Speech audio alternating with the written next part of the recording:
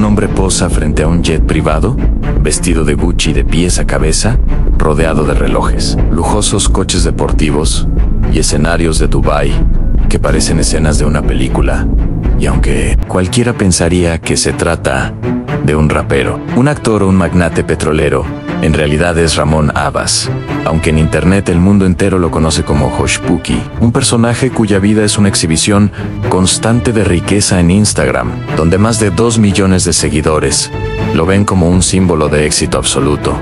un millonario enigmático, sin empresas visibles, sin marcas, sin productos, solo imágenes y lujos. Lo que nos deja una sencilla pregunta, que es mucho más profunda de lo que parece: ¿de dónde sale todo ese dinero? Porque mientras sus seguidores celebraban cada foto, el FBI ya estaba conectando piezas que revelaban que esa vida no era solo extravagancia, sino la fachada de una red de fraude digital valorada en más de 450 millones de dólares. Una operación internacional que lo convertiría en uno de los ciberdelincuentes más grandes de la historia moderna. Y para entender cómo llegó hasta ahí, debemos regresar a Lagos, Nigeria, a comienzos de la década de los 80, una ciudad caótica de más de 10 millones de habitantes, marcada por desigualdad, pobreza y una lucha constante por sobrevivir, donde nació en octubre de 1982, en una comunidad humilde llamada Barón Shoki, un lugar donde el asfalto desaparecía bajo el barro. Las casas eran bloques sin pintar, y el agua corriente era un privilegio, y donde Ramón creció en una sola habitación, junto a sus padres, un conductor de taxi y una vendedora ambulante de pan. Y fue allí donde desarrolló una obsesión que lo acompañaría toda su vida. La necesidad de ser diferente, de sobresalir comenzando a vender ropa usada en el colegio, y luego en un pequeño puesto improvisado. Pero la falta de oportunidades lo empujó hacia otros caminos. Cuando llegó Internet, entre finales de los 90 y comienzos de los 2000, una época en la que los cibercafés se llenaron de jóvenes que descubrieron las estafas conocidas como 419 engaños por fax o correo,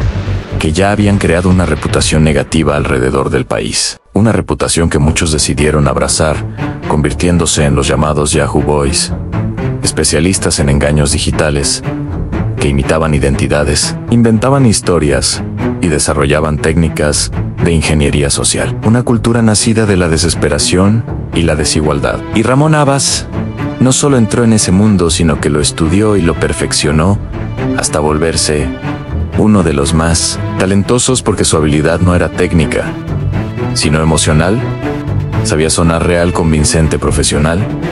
y su carisma hacía que las víctimas confiaran en él, lo que lo llevó a integrarse a una red criminal conocida como Yahoo, y fue esa conexión la que lo llevó, años más tarde, a Malasia, un lugar con mejor infraestructura digital que permitía operar con mayor seguridad. Y allí conoció a Ismael Mustafa, conocido como Monfa, un hombre que vivía en Dubái, rodeado de lujos y contactos internacionales, un estilo que Ramón deseaba y que lo llevó a mudarse también a Dubái, un lugar que no solo le abrió puertas, sino que le dio la vida que siempre soñó: jets privados, fiestas exclusivas, áticos en el Palacio Versace y los objetos de lujo más caros del planeta. Pero lo que lo distinguió de otros estafadores fue que decidió convertir cada detalle de su vida en contenido para redes sociales, creando la figura digital de Hushpuppi, un personaje que exhibía relojes Richard Mille, Patek Philippe, colecciones de Gucci y autos de marcas como Lamborghini y Rolls-Royce, logrando crecer de apenas unos miles de seguidores a más de 1 millón en poco tiempo. Todo sin vender nada, sin promocionar nada, solo mostrando lo que tenía: un espectáculo visual que generaba fascinación, pero también sospechas, y aunque él lo sabía, buscaba algo más que admiración. Buscaba fama, lo que quedó claro en el año 2017, cuando publicó una imagen después de gastar $30,000 en una noche en Lagos usando el hashtag BabaOwu, que significa padre del dinero, un mensaje provocador dirigido a una de las mayores celebridades de Nigeria, que también usaba ese apodo, generando un conflicto público que lo hizo viral y lo convirtió en un misterio nacional e internacional. Pero esa atención también llamó la mirada de periodistas, analistas y finalmente de la Interpol y el FBI,